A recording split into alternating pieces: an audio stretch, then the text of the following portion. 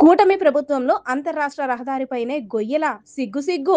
August 25వ తారీఖు లోపు పార్వతీపురం నుండి మూడు రాష్ట్రాలకు వెళ్లే అంతర్రాష్ట్ర రహదారి మార్గంలో కూనేరు వరకు ఉన్న పెద్ద పెద్ద గోతులు కప్పకపోతే 25వ తారీఖున దాటిన తరువాత ఆ గోతుల వద్ద పెద్ద ఎత్తున రాస్తారోకా చేస్తామంటూ సిపిఎం పార్టీ నాయకులు డిమాండ్ చేశారు. కూటమి ప్రభుత్వంలోనూ గత ప్రభుత్వం మాదిరిగా ఇంకా రహదారిపైన పెద్ద గోతులు ఉంటే ఎలా సిగ్గు అంటూ నినాదాలు చేశారు. సిపిఎం పార్టీగా గోతుల వద్ద నుండి నిరసన తెలియజేశారు.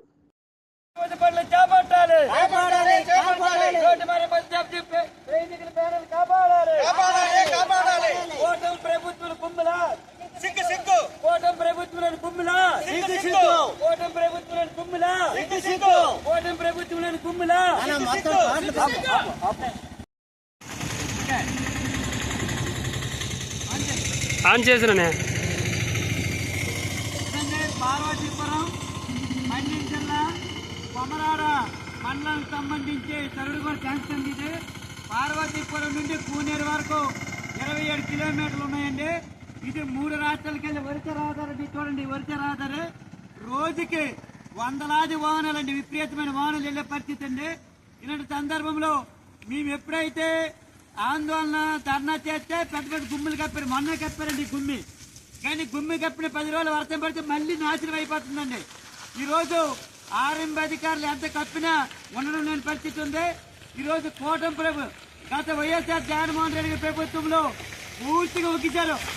గుమ్ములు రోజుకి 48 గంటలు 72 గంటలు వేలైన పరిస్థితిలో కూటమి ప్రభుత్వం వచ్చిన తర్వాత కూడా ఇంత గుమ్ములా అని చెప్పి ప్రజలందరూ కూడా ఇబ్బంది పడుతున్నారు. కాకపోతే కూటమి ప్రభుత్వంలో గుమ్ములు ఉండడం ఇంకా చిక్కు.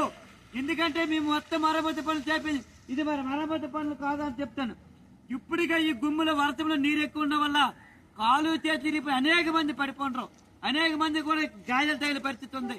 ఈ రోజు ఆ కూటమి ప్రభుత్వం ఈ రోజు పట్టించకపోవడం చాలా అన్యాయం. ఆర్ఎంబీ అధికారులు పెద్ద పెద్ద గుమ్ములు కప్పుతుండ్రు, మళ్ళీ యథాస్థితిగా అయిపోతుంది.